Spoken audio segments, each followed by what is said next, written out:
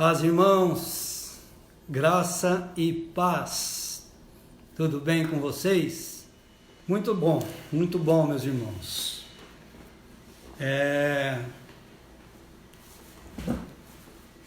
Nós vamos falar hoje sobre, acho que o tema é muito propício, né? Estamos na Páscoa. E eu propus a falar hoje sobre a morte do Senhor e sobre a sua ressurreição. Acho que vai ser muito importante a gente tocar nesse assunto hoje, para que a gente possa compreender um pouquinho melhor a respeito de tudo isso, né? A gente está acostumado, todo ano fala de Páscoa, fala um pouquinho da ressurreição. Todo mundo hoje, de alguma maneira, postou aí uma palavra sobre a ressurreição do Senhor, sobre a morte do Senhor, e eu queria hoje entrar um pouquinho assim, não tão abrangente, porque o nosso tempo não nos permite também entrar tão profundamente. Não é propósito aqui, não é trazer nenhum estudo, mas eu queria falar um pouquinho mais pontualmente sobre a morte do Senhor e sobre a sua ressurreição. Irmãos, vamos fazer o seguinte, para a gente começar a conversar sobre esse assunto. Espero que vocês estejam aí com sua Bíblia à mão, não é? Para a gente poder conversar um pouco sobre a palavra de Deus. Vamos para nosso texto base que eu queria usar nessa noite para falar um pouquinho sobre isso. Seria Romanos capítulo 4, versículo número 25. Abra sua Bíblia aí, você que está com ela, você que está com seu celular fácil, enfim, vamos ler juntos esse versículo bíblico. Romanos capítulo 4, versículo 25. Muito bem. Acharam aí? Vamos lá. Romanos 4, 25 diz assim, olha: Ele foi entregue por nossos pecados e ressurgiu para a nossa justificação. Chegando o pessoal do Panamá aqui, Midian.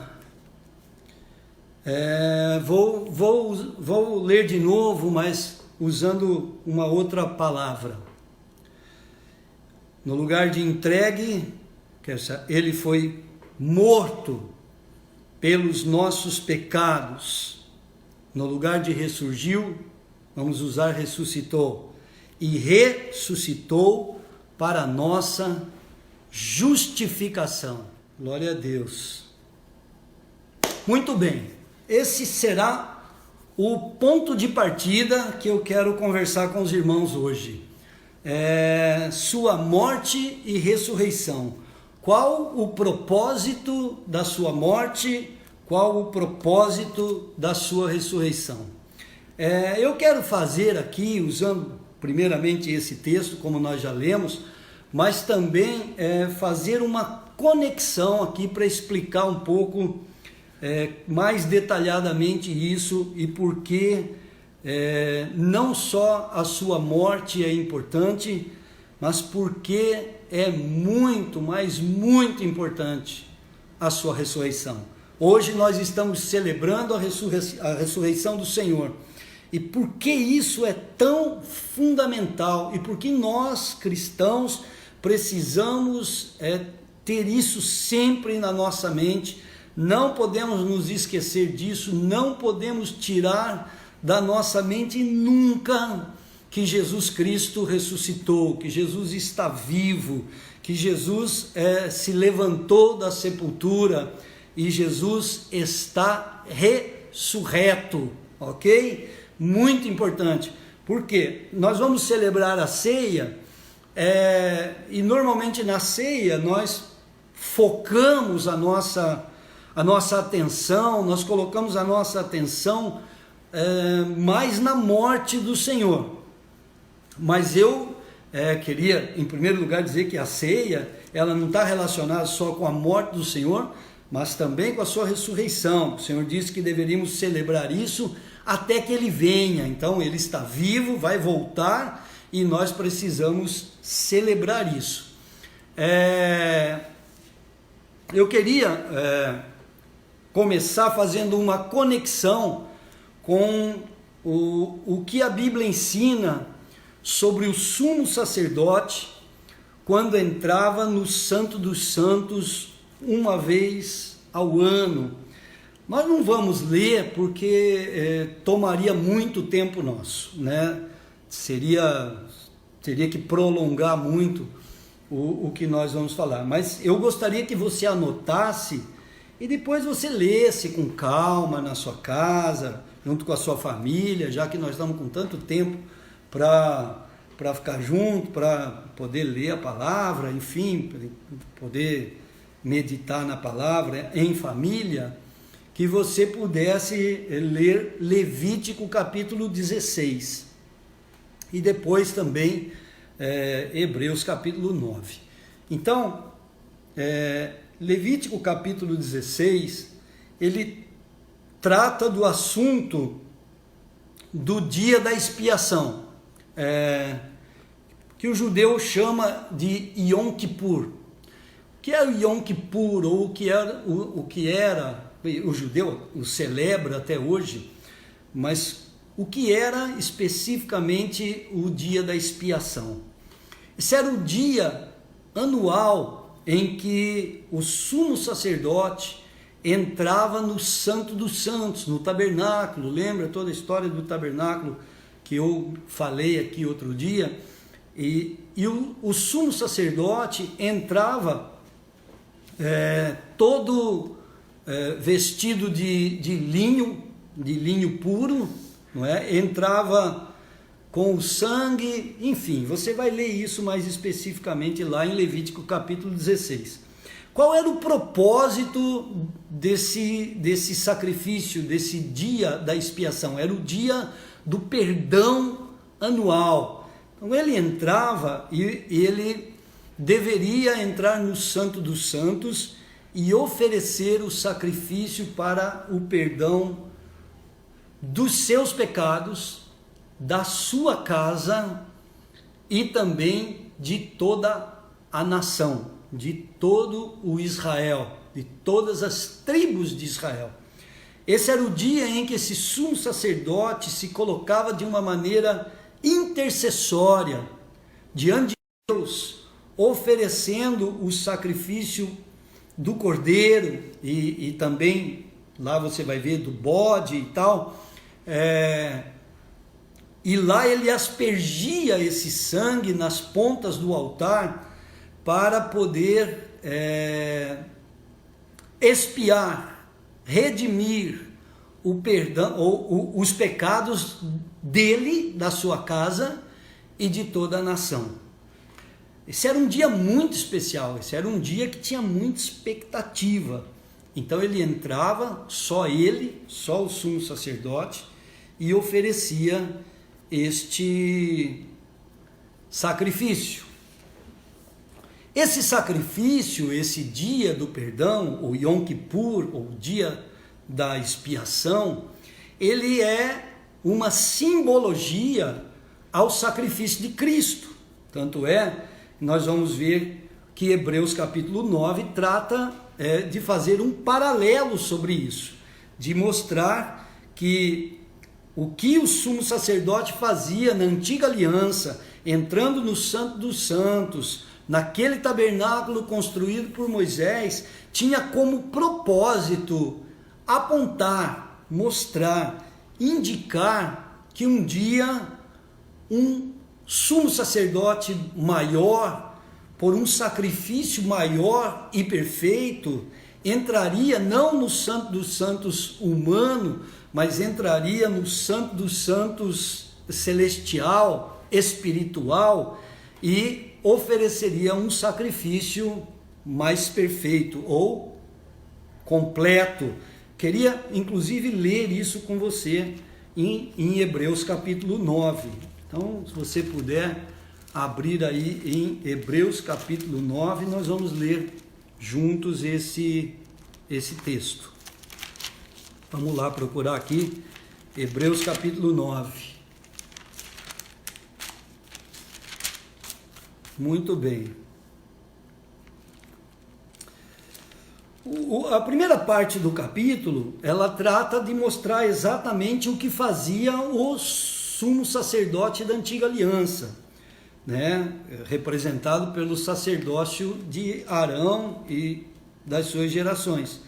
Eu vou pular um pouquinho esse pedaço aqui da primeira parte, vamos direto para o versículo 11, porque no versículo 11 ele vai falar de Cristo, né? Do sacrifício de Cristo. Então vamos lá, Hebreus capítulo 9, versículo 11, diz assim, olha: mas Cristo, tendo vindo como sumo sacerdote dos bens já realizados, por meio de um maior e mais perfeito tabernáculo, não feito por mãos, isto é, não desta criação, e não por meio de sangue de bodes e bezerros, mas pelo seu próprio sangue, entrou no Santo dos Santos, de uma vez por todas, havendo obtido uma eterna redenção.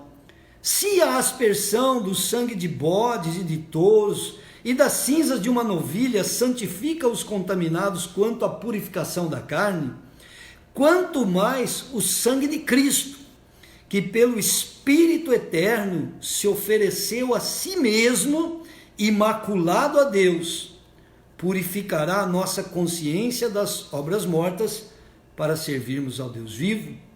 Por isso ele é mediador de uma nova aliança, para que, intervindo a morte para a remissão dos pecados, que havia sob a primeira aliança, os chamados recebam a promessa da herança eterna. Vamos parar por aqui, depois você pode continuar lendo. Então esse texto fala... A primeira parte mostra o sacerdote da antiga aliança, que era uma figura, uma tipologia, uma simbologia do sacrifício de Cristo. Então o sumo sacerdote entrava no Santo dos Santos, ninguém podia entrar, ninguém podia estar na tenda, ninguém podia chegar perto, todo mundo ficava lá fora. E este sacerdote entrava para oferecer o sangue no altar do Santo dos Santos. Muito bem. Como nós vimos aqui em Hebreus, este sacrifício representa a morte de Cristo. Ótimo! O que isso traz de importante para nós? É que o povo que ficava lá fora, aguardando o sumo sacerdote voltar, o tempo todo que este sumo sacerdote entrava e estava diante de Deus, as pessoas que estavam para fora, elas ficavam numa expectativa. Por quê? Porque havia a possibilidade de Deus não aceitar o sacrifício. Havia a possibilidade de Deus rejeitar aquele sacrifício. E se Deus rejeitasse aquele sacrifício, certamente, se por acaso o sacerdote estivesse contaminado, estivesse em pecado, tivesse feito alguma coisa fora do que tinha sido estabelecido por Deus, ele seria morto dentro do santuário. E se ele fosse morto dentro do santuário, significava que que aquele sacrifício não havia sido aceito por Deus. Então as pessoas que estavam para fora, elas ficavam numa expectativa, elas ficavam ansiosas, porque e ninguém sabia por quanto tempo isso ia durar, quanto tempo este sacerdote ia ficar dentro do tabernáculo, ficar dentro do santuário. Então eles ficavam aguardando com ansiedade que ele saísse. Por quê? Porque quando ele saísse e ele voltasse íntegro, sem ter sido consumido por Deus, sem ter sido rejeitado por Deus, isto significava que Deus havia recebido o sacrifício, que Deus havia aceitado o sacrifício, portanto, também significava que os pecados de toda a nação haviam sido expiados, haviam sido perdoados. Havia aquele ufa, Deus aceitou o sacrifício, nós estamos tranquilos, estamos perdoados, Deus expiou os nossos pecados. Isso tudo, irmãos, traz alguns ensinamentos para nós, né? Porque caso esse sacerdote entrasse lá, fizesse tudo o que deveria fazer, cumprisse todos os rituais e por um acaso, por alguma situação, seu sacrifício fosse rejeitado diante de Deus e ele morresse lá dentro e não voltasse, isso representaria que tudo que ele fez, todo o sacrifício, o derramamento de sangue do cordeiro, do bode, de tudo aquilo, teria sido em vão. Bom, nós precisamos fazer a separação disso, porque isso realmente vai ser muito importante. Agora, se ele saísse, né, como eu já disse, representava que tudo aquilo tinha sido aceito e o povo estava perdoado. Essa figura do entrar, do sacrificar e do sair, ela é a representação da morte do Senhor Jesus na cruz e da sua ressurreição. A entrada do sumo sacerdote para oferecer o sacrifício, ela representa a morte de Cristo. Quando o sumo sacerdote entrava e oferecia o sacrifício, ele estava oferecendo um sacrifício para atender a justiça de Deus. Ele estava oferecendo o sacrifício para acalmar ou aplacar a justiça de Deus ou o juízo de Deus sobre o pecado. Quando ele saía, isso representava a ressurreição de Cristo. E isso não tinha mais a ver, a sua saída não tinha mais a ver com com o sacrifício para o perdão dos pecados, mas tinha a ver com o povo. A entrada não tinha mais a ver com Deus, a entrada tinha a ver com Deus, mas a saída tinha a ver com o povo. Então, traçando esse paralelo e fazendo essa conexão com a morte do Senhor e voltando um pouquinho para para Romanos capítulo 4, versículo 25, nós vamos ver que essas duas expressões, elas estão aqui no capítulo 4 e no versículo 25. E elas realmente mostram que a morte de Jesus tem a ver com Deus. E a sua ressurreição tem a ver conosco, ok? Mas a morte do Senhor Jesus não tem a ver com o perdão do meu pecado? Sim, a morte do Senhor Jesus, ela foi, o Senhor toma o nosso lugar, ela é substitutiva, mas ela também é inclusiva, né? Ele morre em nosso lugar, mas ao mesmo tempo nós morremos juntamente com Ele. E isto tem a ver com o juízo de Deus. Por quê? Porque a palavra do Senhor é muito clara. O próprio apóstolo Paulo, na carta aos Romanos, ele também fala sobre isso. Ele diz assim, não há um justo, nenhum sequer. E todos pecaram e todos estão destituídos da glória de Deus. Então, a morte do Senhor Jesus, ela é para atender o juízo ou a justiça de Deus. Jesus vai até o Santo dos Santos espiritual e lá ele oferece o sacrifício porque isto era exigido. A justiça exigia isso. A justiça de Deus exigia que o pecado fosse punido com a morte. Não sei se você se lembra desse texto, mas a palavra do Senhor diz assim, que o salário do pecado é a morte, ou seja, o pagamento, a retribuição do pecado é a morte. Agora, mas o dom gratuito de Deus é a vida eterna por meio de Cristo Jesus, nosso Senhor. Então, o salário do pecado é a morte.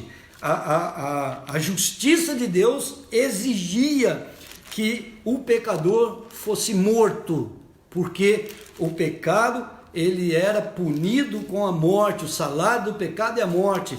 Qual foi a palavra? Vamos pensar aqui, voltar um pouquinho.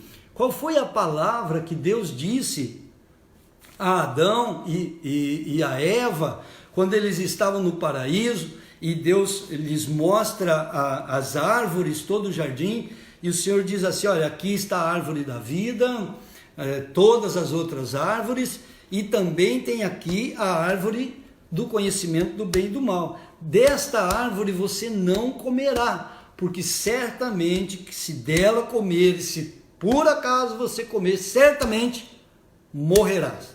Então, a sentença para o pecado sempre foi a morte. Havia necessidade de que o pecado fosse punido com a morte. Agora, então quando Cristo vai à cruz do Calvário, e quando o Senhor Jesus morre na cruz do Calvário, Ele está tomando o nosso lugar e nos incluindo nessa morte para satisfazer a justiça de Deus. Por isso que Romanos 4, 25, a primeira parte diz assim, ele foi morto ou ele foi entregue para o perdão dos nossos pecados, por causa dos nossos pecados, né? Na verdade o texto diz, ele foi entregue por causa dos nossos pecados, pelos nossos pecados, por nossos pecados. Então, a morte do Senhor Jesus na cruz, ela tem a ver conosco em satisfazer a justiça de Deus, porque a justiça de Deus era contra nós, era contra o pecador, era contra o pecado. Vamos ver o que diz aqui, Colossenses capítulo 2, vamos ver aqui, ó.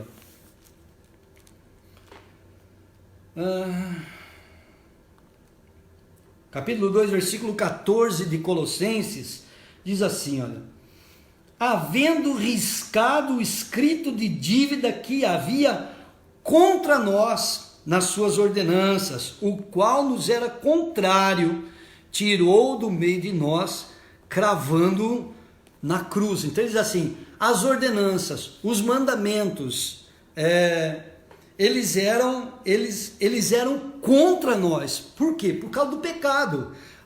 Os mandamentos nos eram contrários. O que Jesus faz? Pega estes mandamentos e esta dívida, esse escrito de dívida, e crava isso na cruz. Então a cruz do Calvário é para quitar a dívida que nós tínhamos com Deus. Ok?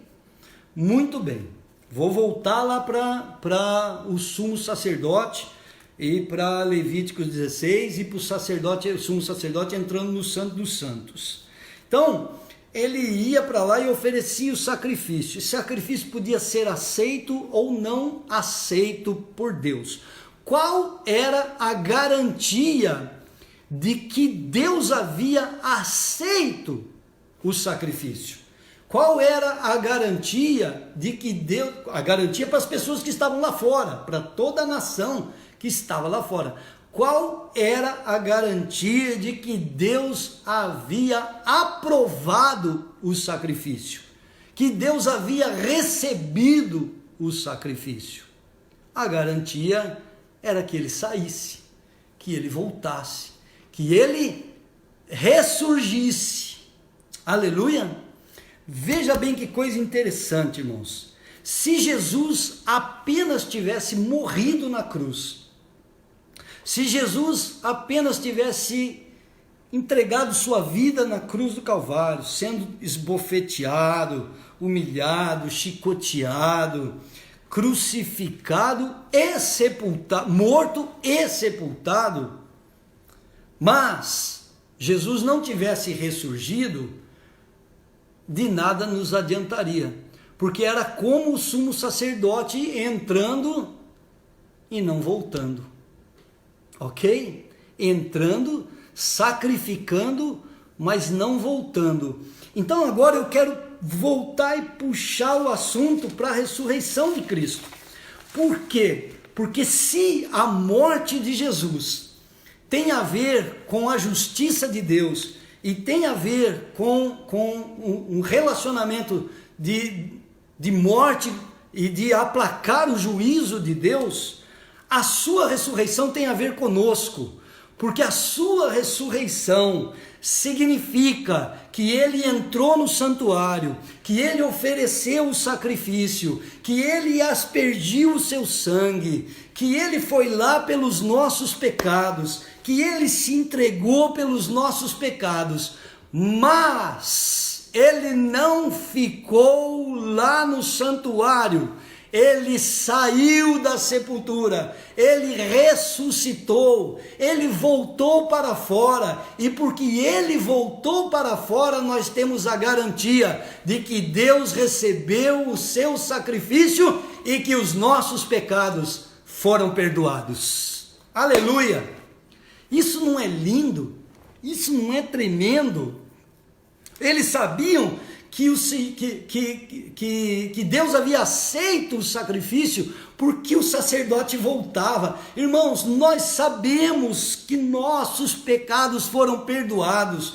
Nós sabemos que Deus recebeu o sacrifício eterno de Cristo Jesus. Nós sabemos que Ele nos lavou e nos perdoou e nos limpou e nos trouxe santificação, porque ele saiu da sepultura, porque ele voltou, e porque ele voltou nós podemos dizer: Deus aceitou o seu sacrifício e os nossos pecados estão perdoados. Coisa linda, coisa maravilhosa. Eu fico aqui impressionado, fico emocionado, porque o Senhor Jesus ressuscitou e nós podemos agora saber que a sua ressurreição é a garantia de que nós não devemos mais nada para Deus. Você não deve mais nada para Deus. Ninguém deve mais nada para Deus, porque o Senhor Jesus pagou o preço. Mas se ele não tivesse voltado, nós não saberíamos se Deus aceitou ou não aceitou o pagamento desse preço. Mas ele saiu da sepultura no terceiro dia, ele ressuscitou, ele está vivo, e esta é a garantia de que nossos pecados estão perdoados. Vamos voltar um pouquinho para Romanos 4:25. Veja que coisa interessante, porque se a primeira parte diz: ele morreu por nossos pecados, ele foi entregue pelos nossos pecados, a segunda parte diz assim: ele ressuscitou para a nossa justificação. Sabe por que você sabe que é justo diante de Deus agora? Sabe por que sabemos que somos justificados diante do Senhor agora? Porque ele ressuscitou. A sua ressurreição foi para a nossa justificação. Para a nossa justificação, meu amado, você está justificado. Não adiantaria nada nós dizermos aqui: eu creio que ele morreu na cruz, mas ele não ressuscitou. Nós continuaríamos sem sermos justificados. Ele poderia ter morrido, mas nós não estaríamos justificados. Mas a sua ressurreição foi para a nossa justificação. Enquanto Jesus não ressuscitou, não estava ressuscitado, nós vemos os próprios discípulos que andaram com ele, todas aquelas pessoas que caminharam com o Senhor por 3 anos, por mais de 3 anos, caminharam com o Senhor.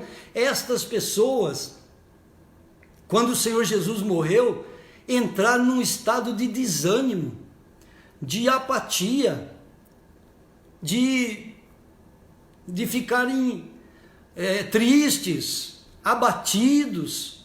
Quer ver? Vamos ver um exemplo sobre isso em Lucas capítulo 24. Vamos lá. Coisa linda. Vá celebrando a ressurreição do Senhor aí com a sua família. Vá celebrando esse dia tão especial, maravilhoso, que Jesus ressuscitou, Jesus está vivo para a nossa justificação. Aleluia. Olha só, Lucas capítulo 24. Vamos ler. Isso aqui é a história dos dois discípulos que estão caminhando para Emaús, não é? Depois da morte do Senhor. Já era, na verdade, no domingo, dia da ressurreição. Jesus estava vivo, mas não sabiam. Vê que coisa interessante, né? Jesus vivo, eles não sabiam. Ao estado de quem não sabia que Jesus estava vivo. Veja que coisa maravilhosa.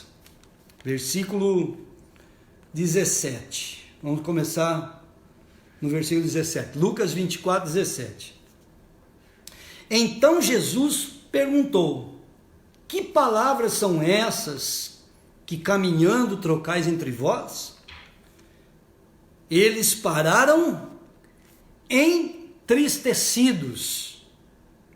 Um deles, cujo nome era Cleopas, perguntou-lhe: és tu o único peregrino em Jerusalém que não sabe das coisas que aconteceram lá nestes dias?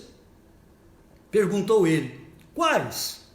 Responderam eles: as que dizem respeito a Jesus de Nazaré, que foi profeta poderoso em obras e palavras diante de Deus e de todo o povo, e como os principais sacerdotes e nossas autoridades o entregaram para ser condenado à morte e o crucificaram.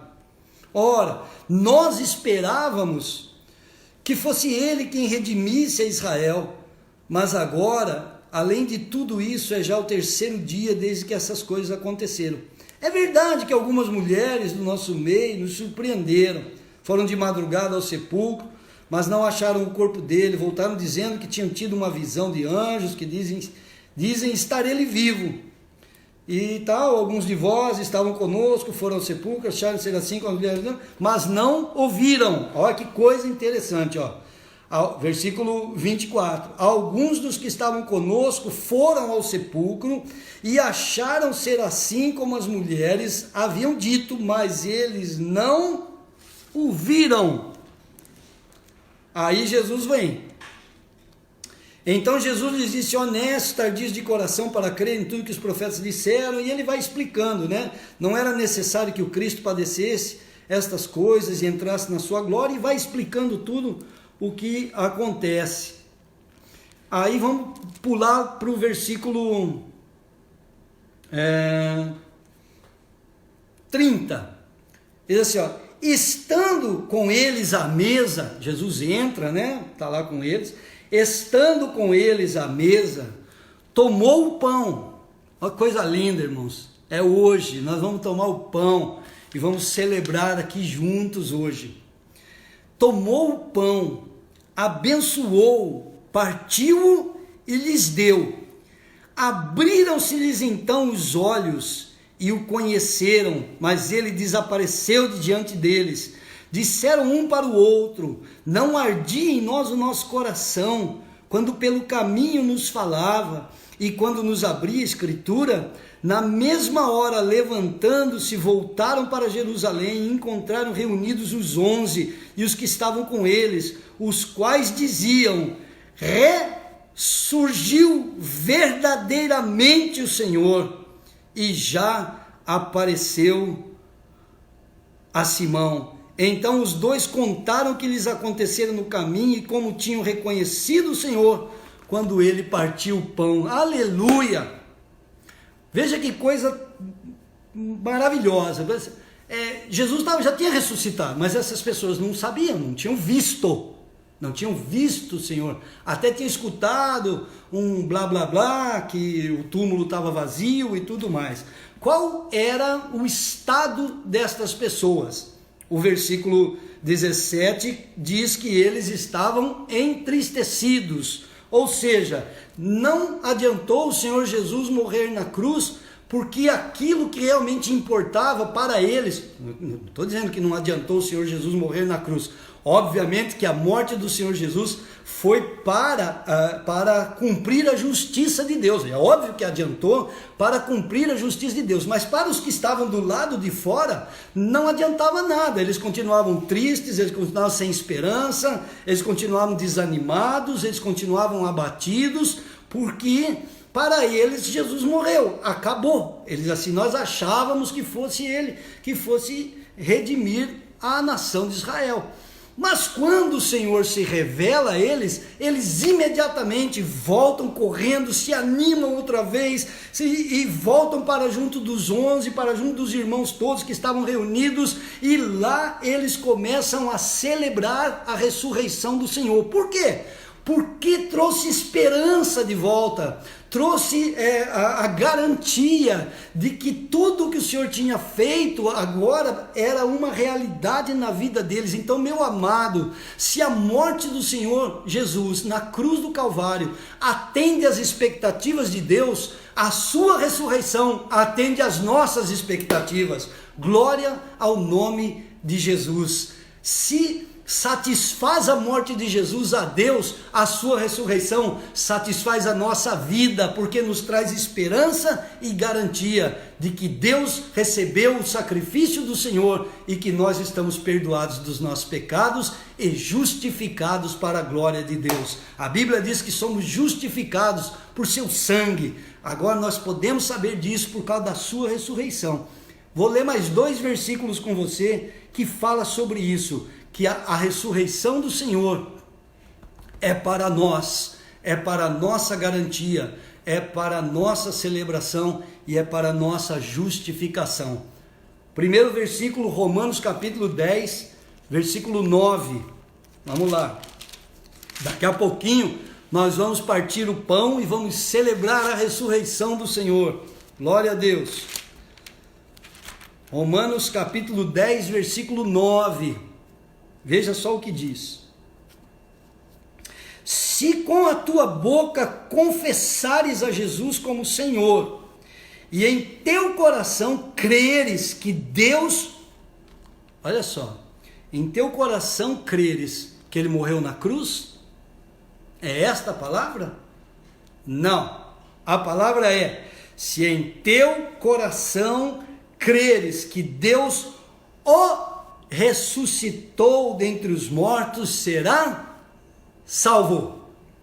Aleluia! Onde é que está a garantia da nossa salvação? Em crermos que Deus ressuscitou o Senhor Jesus, que Jesus está vivo, que Jesus saiu da sepultura, que Jesus deixou para trás aquele túmulo e ressurgiu ao 3º dia e está sentado à destra do Pai, vivo e reinando em glória. E agora nós cremos nisso, por isso somos salvos. Você não é salvo apenas porque você crê na morte de Jesus na cruz. Você é salvo porque você crê que Ele ressuscitou. Glória seja dada ao nome de Jesus. Aleluia.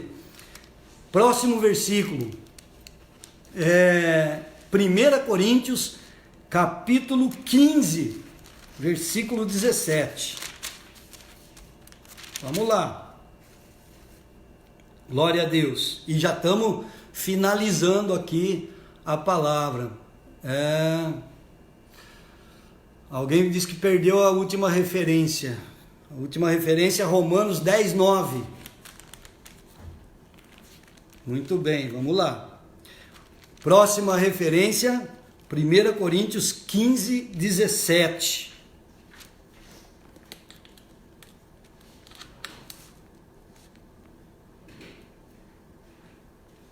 Abriu aí? Vamos lá, veja isso. Que palavra forte é essa, meu irmão? Que palavra tremenda é essa? E se Cristo, olha que coisa linda, e se Cristo não ressuscitou, então é vã a vossa fé, e ainda permaneceis nos vossos pecados. Olha que coisa impressionante. esse texto está dizendo que se Cristo não ressuscitou, não adiantou ele morrer então. Não adiantou ele ir para a cruz, não adiantou ele sofrer, não adiantou ele ser pregado naquela cruz, não adiantou a coroa de espinho, não adiantou os pregos nas suas mãos e nos seus pés, não adiantou aquela lança que transpassou o seu lado, não adiantou as chicotadas, nada disso adiantou e não adianta nada para nós também. Ele está dizendo, olha, se Cristo não ressuscitou, nossa fé é vã, estamos acreditando à toa, perdemos o nosso tempo. Se Cristo não está vivo, não adiantou nada ele morrer. É isso que Paulo está falando aqui. É exatamente isso que o apóstolo Paulo está dizendo para nós, que se Cristo não está vivo, não adiantou nada a nossa fé, não adianta nada a nossa fé. Mas, vamos lá, versículo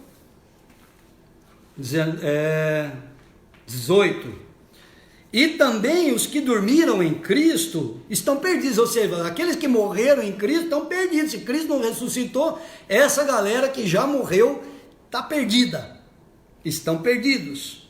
19, 1 Coríntios 15, 19, se esperamos em Cristo só nessa vida, ou seja, assim, se a gente espera só naquilo que na vida que ele viveu, mas aí ele morre e não ressuscita, né? Se esperamos só nessa vida, somos os mais infelizes de todos os homens. Ou seja, se Cristo não ressuscitou, você e eu somos as pessoas mais infelizes de todos os homens. Agora, versículo 20, coisa linda. Mas de fato, de verdade, Cristo ressurgiu dentre os mortos e foi feito as primícias dos que dormem. Pois assim como a morte veio por um homem, também a ressurreição dos mortos veio por um homem. Assim como todos morrem em Adão, assim também todos serão vivificados. Vivificados por Cristo ou em Cristo. Aleluia, meu irmão. Que coisa linda e maravilhosa. Então nós devemos, neste dia em que vamos celebrar a ceia do Senhor, não apenas pensar na morte do Senhor Jesus. Quantas vezes nós transformamos a ceia numa celebração apenas da morte do Senhor? Mas agora nós precisamos pensar um pouquinho mais. A morte do Senhor, ela satisfaz a Deus, mas sua ressurreição, todas as vezes que celebrarmos a ceia, nós precisamos entender que a sua ressurreição, ela com certeza satisfaz a nossa justificação. Que Deus tremendo, que Deus maravilhoso, que Deus lindo, que Deus fantástico, especial. O Senhor é maravilhoso. O Senhor não apenas morreu por nós, o Senhor ressuscitou. Ele está vivo, Ele está reinando e a sua vida está justificada em Cristo Jesus. Isso é maravilhoso. E não sei se você percebeu, mas o momento em que aqueles dois discípulos percebem a ressurreição do Senhor é no momento em que o Senhor parte o pão. Então, que Deus maravilhoso possa agora, nesse momento do nosso partir do pão, nos mostrar, se revelar a sua ressurreição para nós, revelar ainda mais que Ele está vivo e que a sua vida está fluindo em nós, que a sua vida está trazendo justificação para as nossas vidas, tá bom? Nós vamos agora, quero pedir para você ir ajeitando a sua ceia aí com a sua família. Já, por favor, chamar a sua família para perto de você. Eu vou chamar também a pastora Anice para se chegar aqui pertinho, porque nós vamos cear. Todo mundo está com a... Deixa eu virar aqui um pouquinho. A pastora está aqui, ó. Graça e paz, queridos. É muito bom poder abençoar a vida de vocês, orando por esta ceia, né, que o Senhor nos dá a oportunidade de juntos, né, temos essa ferramenta gloriosa, sabendo usar bem, né, ela é uma bênção em podermos juntos, né, celebrar gloriosamente esse tempo juntos como família, né, a Páscoa, hoje é a Páscoa, e lembramos, né, o pastor já falou, ele falou muito bem sobre tudo isso, e eu quero estar orando, né, e junto a essa ceia, nós vamos celebrar a ressurreição de Jesus. Então eu quero que você feche os teus olhos agora, para nós podermos orar juntos, amém? Pai, nós queremos te dar graça, Senhor, pelo privilégio de podermos juntos aqui, Pai, termos a oportunidade de tomarmos a ceia e lembrarmos, ó Deus, de tudo que teu Filho fez por nós, por tua graça gloriosa, através da morte. Hoje nós desfrutamos dessa graça gloriosa, Senhor. Pai, alcança cada um que está nos ouvindo, nos assistindo neste momento. Amém, Senhor. Toca com tuas mãos gloriosas, aquele que preparou, Senhor, o pão e o suco de vinho, que nós possamos juntos, ó Deus, tomar do cálice e comer do pão, que representa o teu sangue, que representa a tua carne, Senhor. Em nome de Jesus, nós louvamos o teu nome e te agradecemos e abençoamos cada um dos que estão nos assistindo neste momento, Paizinho. Nós consagramos a ti o pão, consagramos a ti o cálice, para a glória do teu nome. Amém, queridos? Glória a Deus. Nós podemos agora tomar do cálice e comer do pão, e crendo que Jesus, Ele é o Senhor das nossas vidas e que Ele fará coisas gloriosas nas nossas vidas. Amém? Amém. Vamos celebrar a ressurreição do nosso Amém. Senhor. Sua morte, sim. Deus aceitou o sacrifício do Senhor Jesus? Sim. Amém. Deus recebeu a sua morte na cruz? Sim. E como sabemos? É que Ele saiu do túmulo. Amém. É que Ele ressurgiu. É que Ele veio para fora. E quando Ele chegou para o lado de fora, nós descobrimos que a sua morte valeu a pena, que os nossos pecados estão perdoados com a graça e a misericórdia do Senhor sobre a nossa vida. Celebra a ceia do Senhor juntos. Amém. Deus te abençoe, que você possa desfrutar da vida do Senhor, de toda a bênção que Deus tem para você e para a sua família, em nome de Jesus. Amém. Amém. Coma do pão, beba do cálice, celebre a vida Amém. do Senhor. Em nome Deus te de abençoe. Jesus. Amém. Amém. O Senhor abençoe a todos vocês. O Senhor abençoe sua semana. Nós daqui de casa abençoamos sua vida, Em nome de Jesus. a sua casa, a sua família, os seus negócios. Queridos, um forte abraço para todos vocês que assistiram essa live.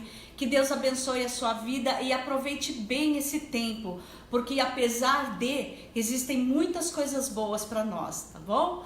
Deus abençoe a sua vida em nome de Jesus. Uma ótima semana para você. Amém. Deus abençoe. Fique com Deus.